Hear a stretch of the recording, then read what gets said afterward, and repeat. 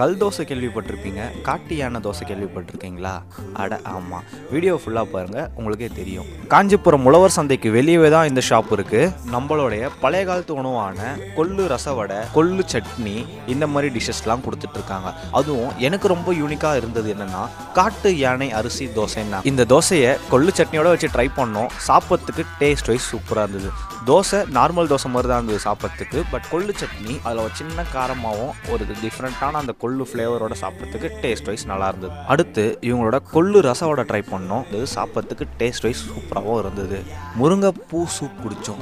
முருங்கைப்பூ soup குடிக்கிறதுக்கு taste wise நல்லா இருந்தது. உடம்புக்கு நல்லது தர நிறைய மெனு இவங்க கிட்ட வச்சிருக்காங்க. அது இவங்களே சின்னதாக சொல்லுவாங்க, கேட்டுக்கோங்க. களி, சுரக்காய் ஜூஸ் இருக்குன்னா, சங்குப்பூ, செம்பருத்தி, கீழநெல்லி, ஆவாரம் பூ, புல்லு சட்னி, தூதுவளை சட்னி, அந்த மாதிரி சட்னி மட்டும் மாறிட்டே இருக்கும். இந்த மாதிரி மெனு இவங்க நிறைய வச்சிருக்காங்க.